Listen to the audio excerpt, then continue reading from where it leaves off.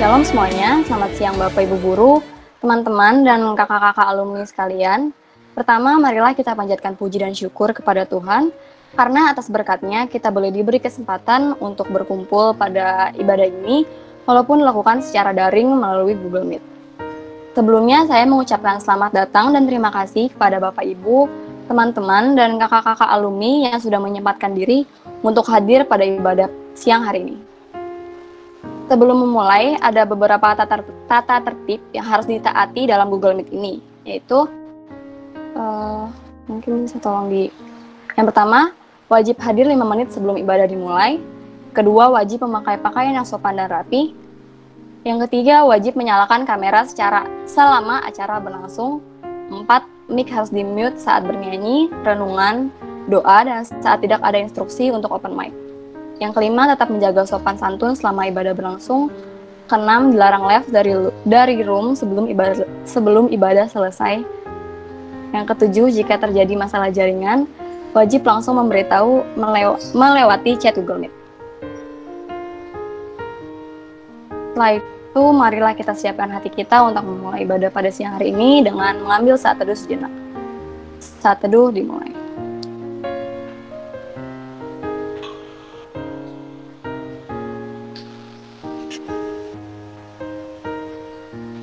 Saat teduh selesai, untuk lagu pembuka, kita akan menyanyikan lagu pujian Allah Sanggup.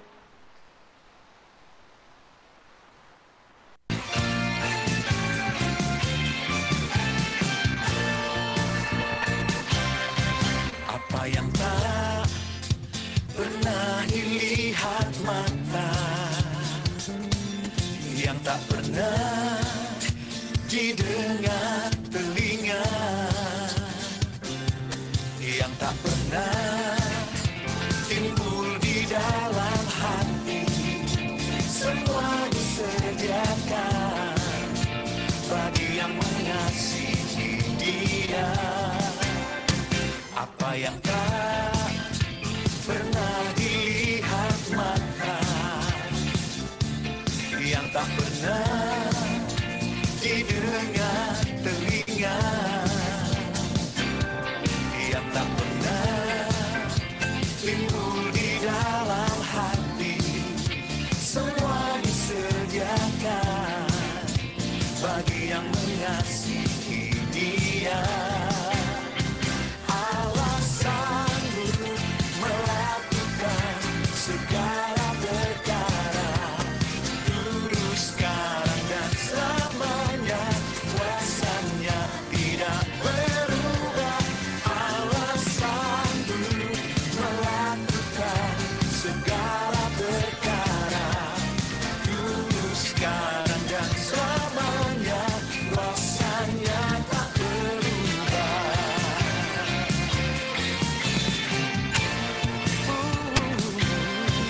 Apa yang tak pernah dilihat mata, yang tak pernah didengar telinga,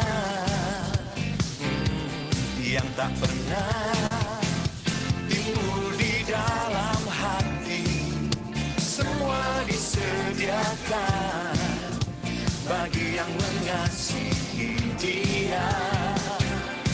Allah sanggup melakukan segala perkara, dulu, sekarang, dan selamanya. Kuasanya tidak berubah. Allah sanggup melakukan segala perkara, dulu, sekarang, dan selamanya. Kuasanya tak berubah. Bagi Allah tidak ada yang mustahil. Dia sanggup menyediakan segala yang terbaik bagi kita. Allah sanggup melakukan segala perkara, dulu, sekarang, dan selamanya. Kuasanya tidak berubah. Allah sanggup melakukan segala perkara, dulu, sekarang, dan selamanya. Kuasanya tak berubah. Oh,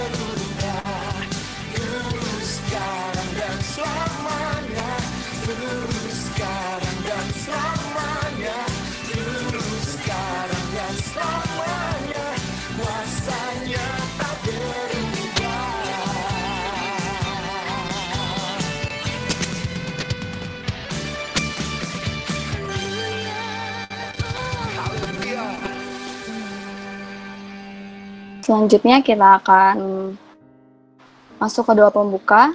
Doa pembuka akan dibawakan oleh Tamara. Kepada Tamara, dipersilakan.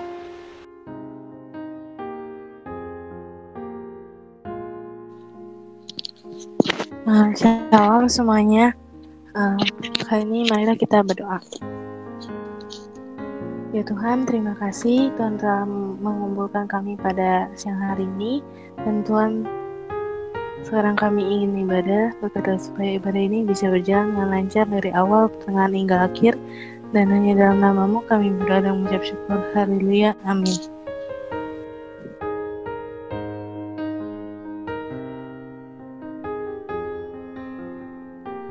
Terima kasih kepada Tamara yang sudah menuntun kita di dalam doa. Sekarang kita akan menyanyikan lagu pujian Bejanamu.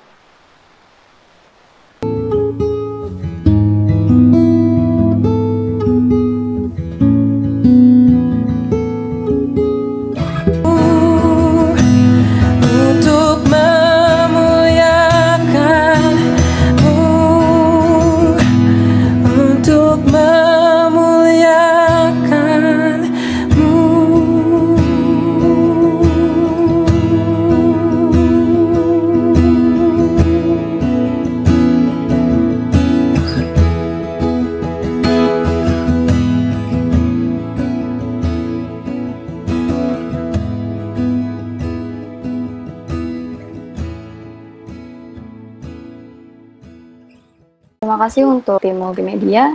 Sekarang tiba saatnya kita akan mendengarkan sharing yang akan disampaikan oleh speaker kita, Kak Wiseli Lutfi. Pada Kak Wiseli, dipersilakan. Ya, sebenarnya terima kasih pada moderator. Mungkin langsung aja bacaan pada hari ini diambil dari Yesaya 41 ayat 9 sampai dengan 10. Engkau yang telah kuambil dari ujung-ujung bumi dan yang telah kupanggil dari penjuru-penjurunya. Aku berkata kepadamu, engkaulah hambaku, aku telah memilih engkau dan tidak menolak engkau. Janganlah takut, sebab aku menyertai engkau. Janganlah bimbang, sebab aku ini Allahmu. Aku akan meneguhkan, bahkan akan menolong engkau. Aku akan memegang engkau dengan tangan kananku yang membawa kemenangan.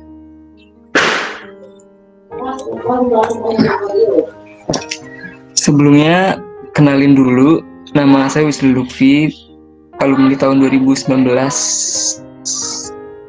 udah 2 tahun yang lalu.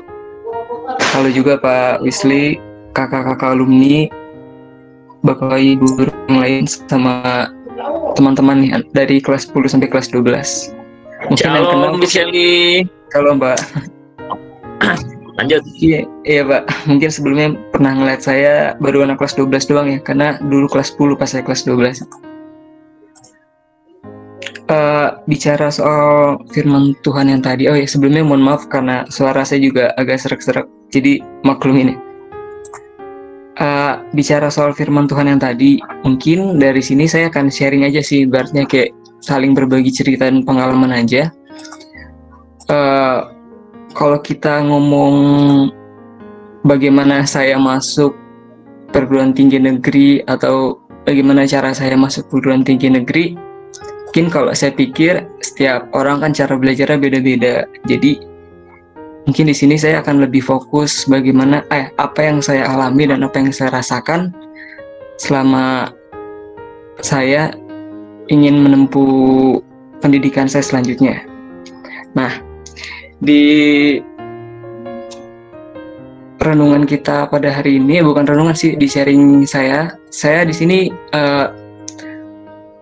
memfokuskan 3 topik yang mungkin dari adik-adik kelas 12 dan mungkin dari yang kelas 10 sampai kelas 11 akan rasakannya nanti di saat kalian udah kelas 12.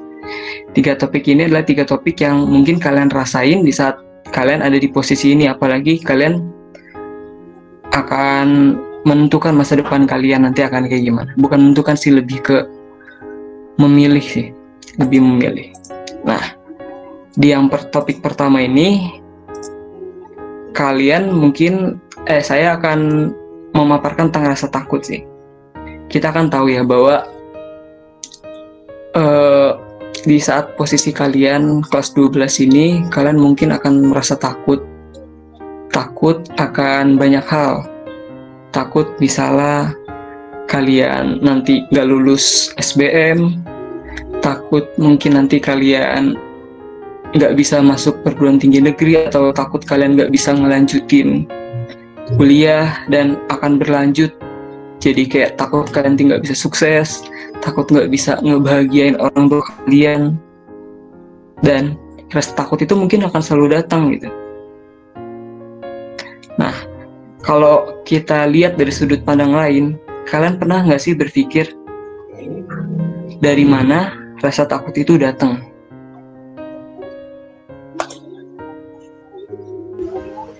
Coba kalian pikirin lebih lagi, kenapa sih rasa takut itu datang ke kalian?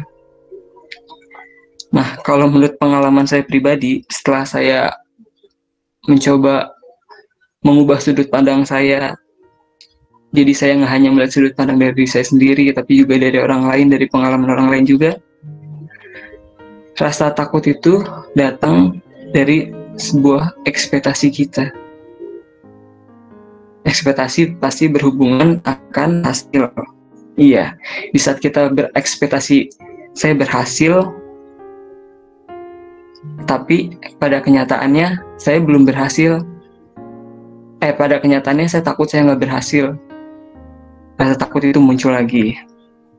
Terus ekspektasi, misalnya saya, contohnya yang nyata, saya ingin masuk perguruan tinggi negeri, UI atau apapun itu, tapi saya tak ngeliat kemampuan saya, kayak wah saya takut nggak bisa nih, ngeliat saingan-saingan yang lain, saya juga takut nggak bisa nih. Nah, kalau menurut saya emang dari situ rasa takut kalian itu hadir gitu, karena ekspektasi kalian. Tapi coba kalian pikirin lagi, terkadang ekspektasi itu menutupi suatu hal yang sebenarnya jauh lebih penting daripada hasil. Ya, mungkin kalian tahu bahwa hal yang lebih penting dari hasil itu proses.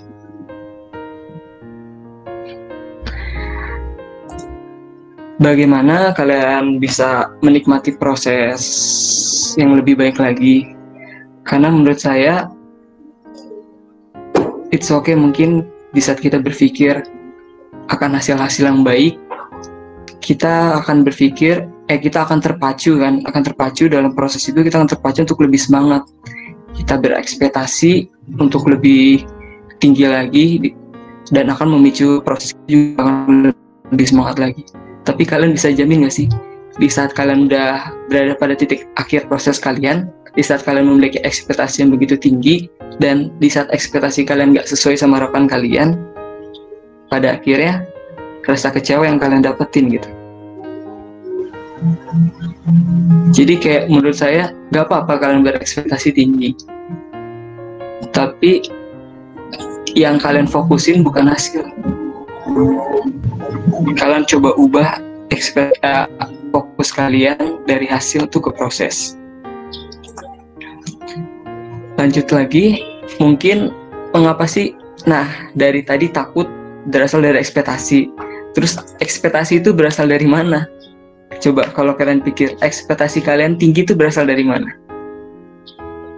Ekspektasi tinggi itu mungkin berasal dari topik ketiga kita, yaitu pencapaian orang lain.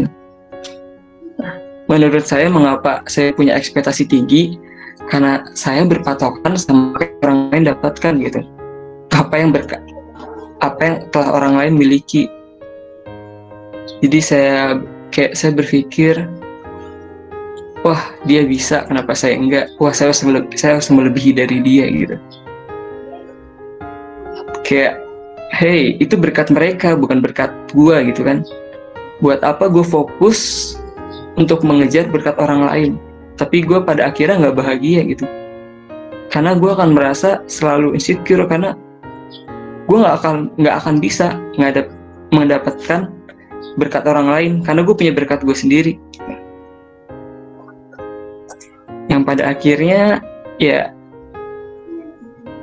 kita hanya terfokus pada kata-kata seperti keberhasilan ataupun kebahagiaan yang mungkin dunia ini telah berikan definisi-definisi khusus bahwa kayak keberhasilan, wah kita harus masuk universitas negeri, kita masuk universitas yang kita inginin, kita harus masuk UI atau UGM atau IPB dan lain-lain.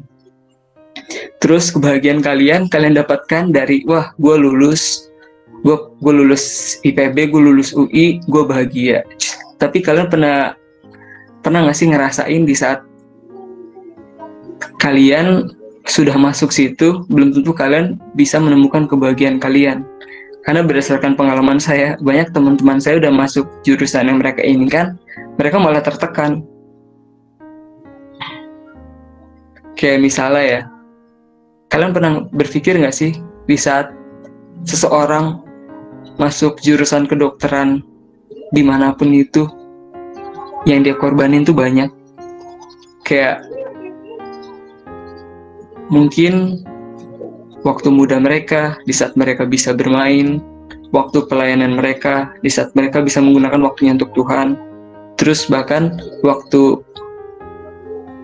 sosial yang lain mereka korbanin demi belajar, di mana mereka harus tertekan. Dan asalkan kalian tahu, mungkin di kedokteran itu untuk menjadi dokter itu nggak mudah ya, karena kalian harus melewati ujian, dan nggak segampang itu ujian untuk menjadi dokter. Jadi setelah kalian lulus sarjana kedokteran, kalian harus ikut koas 2 tahun, berarti 6 tahun belajar. Terus setelah koas itu kalian harus ujian. Nah kalau kalian ujiannya berhasil ya kalian bisa jadi dokter, tapi kalau kalian nggak berhasil, mungkin kalian hanya dapat sarjana kedokteran, dan itu nggak bisa jadi dokter, kalian bisa jadi yang lain.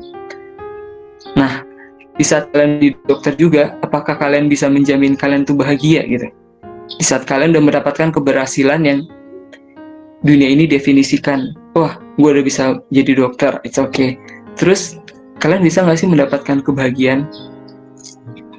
Belum tentu kebahagiaan itu datang di saat kalian memiliki segala hal gitu. Tadi kan kedokteran, misal contohnya gue kan teknik sipil. Gue dulu ya, gue merasa berhasil tuh, karena sudut pandang gue keberhasilan itu ya di saat gue berhasil masuk universitas yang gue inginkan dengan jurusan yang gue inginkan. Tapi di saat gue menjalani itu semua, kayak pasti merasa berat sih. Pertama, semua mata kuliah yang gue ituin, hitung-hitungan semua full, dan itu kayak di luar nalar. Terus dengan lingkungan yang anak-anaknya atau teman-teman gue yang pada ambisius atau bagaimana, pasti merasa tertekan lah. Kayak dari sini gue pengen ngasih tahu ke kalian bahwa semua manusia itu punya masalah mereka masing-masing. Jadi kalian nggak bisa ngejudge orang, wah lu mah enak, udah pinter, udah masuk universitas yang enak, jurusan yang enak, hidup lu mah pasti nanti bahagia-bahagia aja. Kalau gitu, kenapa banyak orang-orang di luar sana yang pada akhirnya kayak lulus jurusan-jurusan atau lulusan-lulusan itu yang pada akhirnya tetap melakukan korupsi. Terus banyak mahasiswa-mahasiswa perguruan tinggi seperti UI ataupun IPB ataupun UGM yang lain tetap menggunakan narkoba gitu. Kan pernah ngebayang gak sih betapa tertekannya kita mungkin di saat kita belajar, tapi itu prosesnya sih. Jadi kayak kita juga manusia gitu. Lu, gua, atau siapapun juga manusia. Kita punya masalah kita masing-masing. Jadi kalau menurut gua, lu di saat seperti ini stop untuk menjadikan tujuan lu itu untuk mengalahkan atau melebihi orang lain. Stop untuk mengikuti definisi yang dunia ini berikan kepada lu, bahwa kebahagiaan itu harus seperti ini atau keberhasilan itu harus seperti ini. Stop untuk ngelakuin itu semua. Lu cari kebahagiaan lu sendiri, lu cari keberhasilan lu sendiri. Dan di saat-saat kelas 12 ini tuh di saat-saat lu bisa mengekspor diri lu sendiri gitu. Di saat lu melepaskan semua ekspektasi yang datang karena orang lain, lu bisa enjoy gitu. Lu bisa enjoy belajar sesuka lu. Karena bagi gue, keberhasilan itu di saat lu bisa belajar tanpa merasa tertekan, tanpa lu merasa lu harus belajar karena lu harus masuk universitas negeri. Bukan.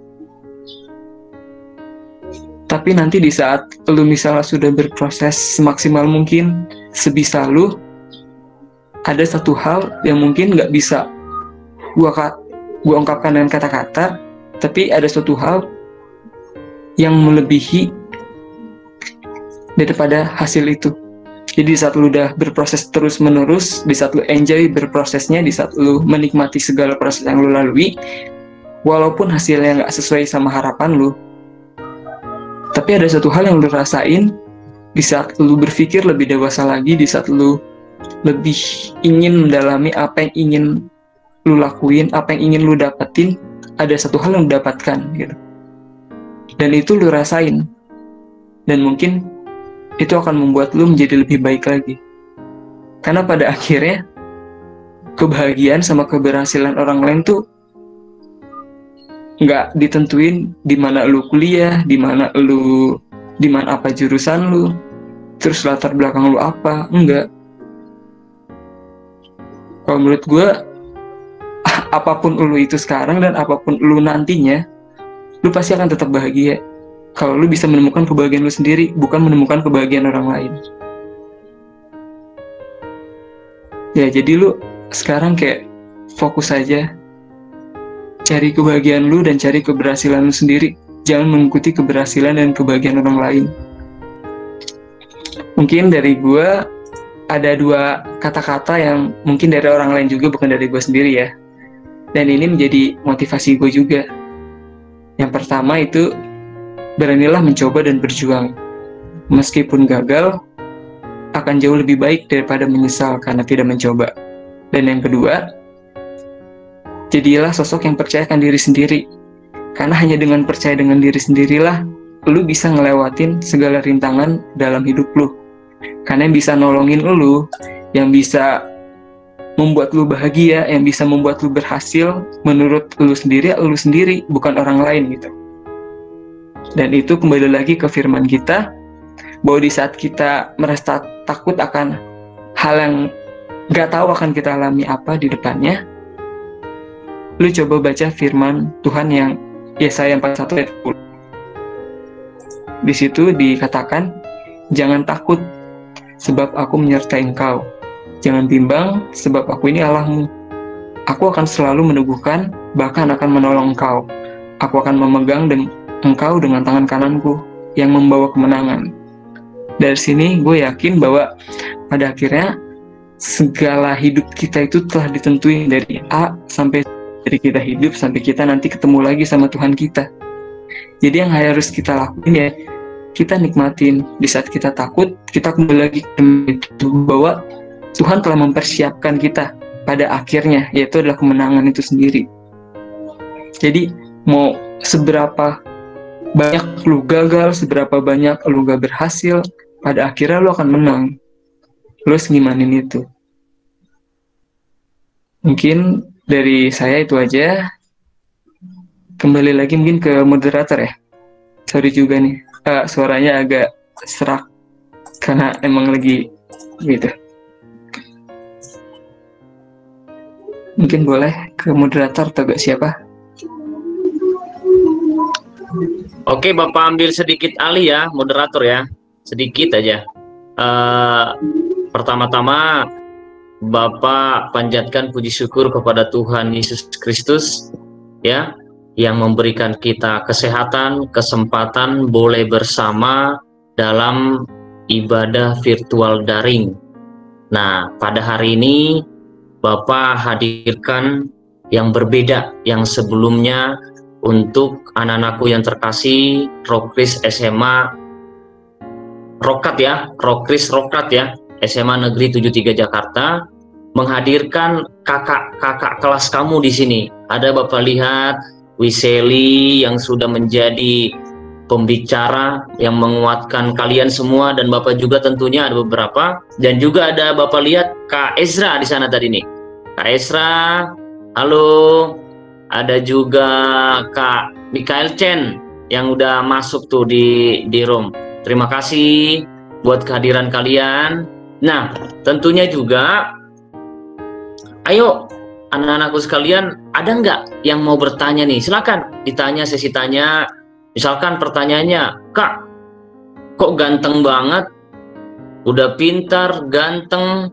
Aduh, pasti banyak-banyak nih cewek yang rebutin. Nah, misalkan itu cara-caranya gimana sih? Ah, jangan gitu pertanyaannya. Itu bukan pertanyaan namanya, ya. Misalkan, Kak, gimana sih tips-tipsnya itu biar kita masuk nih ke perguruan tinggi nih? Itu. Misalkan yang kedua, apa-apa sih yang harus kita persiapkan kami-kami nih yang masih kelas 10, 11, atau terkhusus kelas 12 nih yang hadir. Nih kakak 12 ini udah mulai alumni, agak-agak mulai apa dia nih, tinggi hati nih. Wiseli biasa ya, kalau udah bentar lagi mau lulus, wah udah kelihatan deh bobrok sombongnya di sana. Tapi di SMA 73 nggak ada itu Wiseli ya, itu yang ada di sekolah-sekolah lain maksud Bapak. Di sini mah nggak ada, di sini mah baik-baik semua. Jadi untuk itu Bapak ucapkan terima kasih banyak untuk Wiseli ya, dan kakak-kakak alumni yang sudah hadir menyempatkan waktu. Nah, kita harus hargai ini, anak-anakku sekalian ya.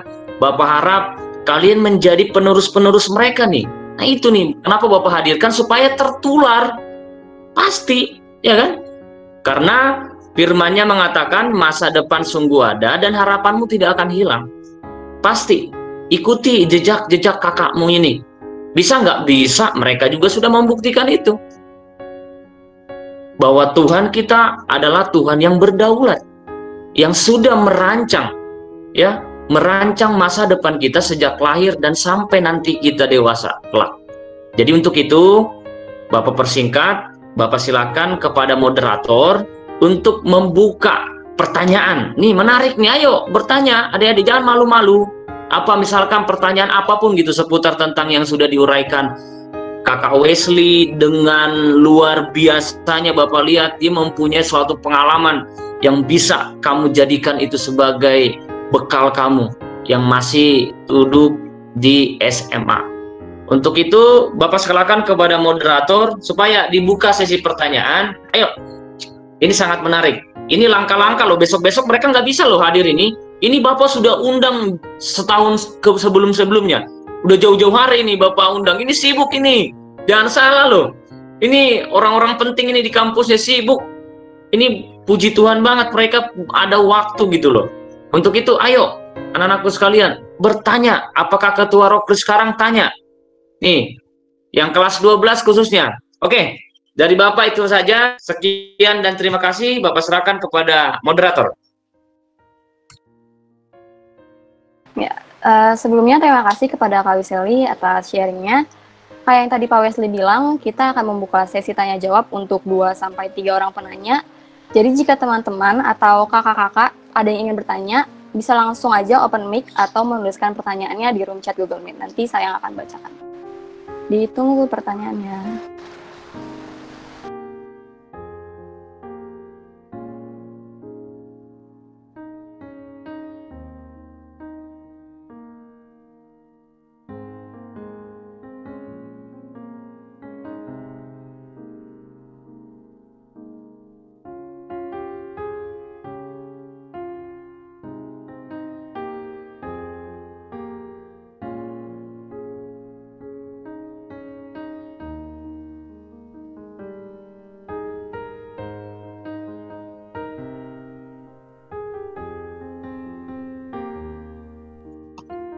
Ayo Ketua Rokris kita deh, Kristi. Ada nggak di sini Kristi nih? Ayo, bertanya yuk sama Kakak Wiseli tuh. Udah kita hadirkan loh pembicara kita. Masa malu-malu kalian? Sayang banget loh waktu berjalan. Ya silakan. Bagus. Pak Wiseli mau nanya Bapak dong. tembak dulu. Iya silakan. Kan kalau lagi belajar Kak pasti ngerasa bosen tuh Kak. Kalau pas Kak Wisla belajar gimana sih Kak cara ngatasin kalau biar pas lagi bosen gitu supaya nggak berhenti belajarnya, soalnya kan kebanyakan kalau orang bosen belajar jadi mogok belajar, jadi berhenti ntar nggak belajar lagi gitu. Aku soalnya kayak gitu Kak. Kalau gue sendiri ya emang belajar tuh kan kadang-kadang, bukan kadang-kadang sih, emang buat kita ngebosenin ya, kalau apalagi kalau pelajaran yang nggak kita suka gitu. Ya cara buat ngebosen kalau gue sendiri lebih ke gue buat asik sih. Jadi gue hubungin pelajaran itu dengan hal-hal yang gue suka gitu kan. Misalnya yang nggak menyenangkan itu apa sih? Matematika ya, misal bukan yang menyenangkan, yang gampang buat bosen karena kita udah ngeliat duluan itu rumit gitu. Ya coba aja lu ngebayangin matematika, misalnya soal cerita dengan hal-hal yang mungkin lu bisa bikin happy gitu. Lu asikin aja, kayak apalagi soal-soal UN kan. Kalau dulu tuh UN soal-soal matematika, terus SBM tuh sebenarnya soalnya aneh gitu. Kalau lu pikir-pikirin lagi, soal-soal ceritanya tuh kayak lucu, kayak lu suruh ngitungin paspor orang lah atau apa kemungkinannya. Jadi kayak lebih lu buat asik aja. Jadi jangan lu buat stres, lu coba alihin pikiran lu mengapa lu bisa buat stres dengan asik, dengan cara lu asikin aja gitu. Kalau enggak, lu cari temen yang bisa bantu lu buat lu bisa enjoy gitu belajar matematikanya itu. Kayak misalnya gue kan kurang suka bahasa Inggris ya gue kalau belajar bahasa Inggris sendiri segimanapun gue asikinnya, gue juga tetap nggak bisa karena emang gue nggak bisa gitu ya. Gue harus belajar bareng orang yang bisa bantu gue bikin asikin pelajaran bahasa Inggris. Ya pasti gue butuh orang gitu. Terus ya salah satu hal yang membuat lu bosan juga pasti karena lu udah capek. Ya kalau udah capek istirahat dulu aja, jangan terlalu maksain. Yang penting lu harus konsisten. Di saat lu nyediain waktu belajar misalnya sejam, terus lu istirahat 15 menit, ya lu fokus gitu, istirahatnya cuma 15 menit. Dan lu istirahat tuh bener-bener lu istirahat, bener-bener ngelakuin hal yang membuat lu relax gitu. Jangan lu misalnya belajar sejam, lu rencana istirahatnya 15 menit, tapi kira kebablasan, jadi nggak ngelanjutin belajar gitu. Karena ya belajar itu emang perlu gitu. Lakuin aja yang kita harus lakuin, apalagi untuk kelas 12 ini kan. Kalian udah UTBK belum sih? Atau masih ada lagi yang kedua? Masih banyak Kak. Masih banyak ya? Ya udah, masih ada kesempatan. UTBK cuman kesempatan kalian tuh tahun ini ya, cuman di saat-saat ini aja. Kalau kalian mau ngulang kan bisa tahun depan, tapi itu keburu kelamaan ya. Maksimalin aja, enjoyin aja kalian belajar gitu. Kalau dari sesi itu. Thank you Kak. Sama-sama. Terima kasih Kak Wisli dan Kak Kristi yang udah nanya. Mungkin ada lagi teman-teman yang mau bertanya, silakan, dipersilakan.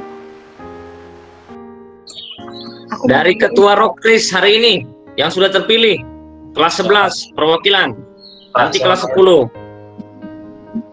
Kak bisa mau nanya Kak. Yo, mantap.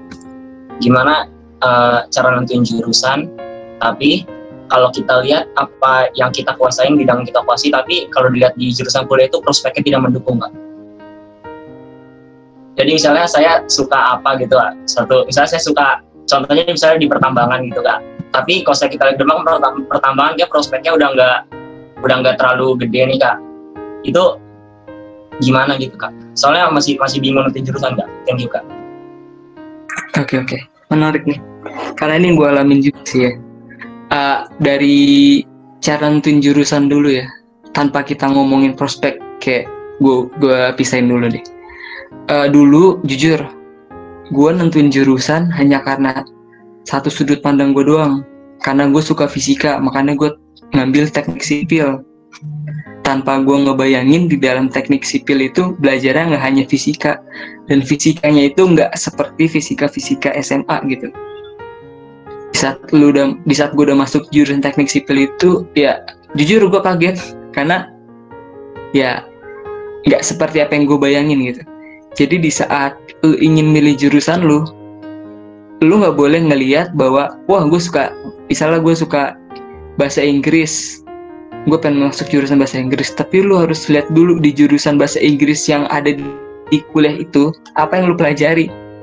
Mungkin aja lu suka grammarnya tapi lu nggak suka bicaranya atau apa. Mungkin masih banyak yang harus lu eksplor. Jadi yang lu harus eksplor tuh bukan apa yang lu suka saat lu SMA, tapi yang lu harus eksplor itu apa yang ada di jurusan itu. Jadi misal lu suka fisika, ya lu jangan mengekspor jurusan yang hanya terlihat wah itu fisika gitu. Misalnya teknik sipil, ya lu harus eksplornya teknik sipil itu sendiri, apa aja yang dipelajari. Dan di saat lu ngelihat, lu tanya juga orang-orang yang udah masuk jurusan itu gimana, apa yang mereka pelajari, terus apa mata kuliah harus diambil, susah atau enggak, sesuai dengan minat lu. Itu kalau soal jurusan. Terus kalau misalnya ngelihat jurusan tentang prospek kerja, kalau berdasarkan teman-teman gue atau alumni dan kating-kating gue, sebenarnya tuh yang terpenting ya, kalau saat-saat ini sih bukan masalah soal jurusannya sih, karena nggak sedikit juga orang yang kuliah nggak sesuai kerja nggak sesuai jurusannya, iya nggak sih? Kayak misalnya gue jurusan teknik sipil, kira gue nanti kerjanya di kantoran juga yang nggak ada hubungannya sama teknik sipil. Gue kuliah di kelautan tapi gue akhirnya nggak kerja di bidang kelautan, karena menurut gue di tahun-tahun ini, misalnya di masa-masa ini tuh ya yang lu gunain, yang lu inginin jurusan belum tentu menjamin lu akan kerja seperti apa nanti.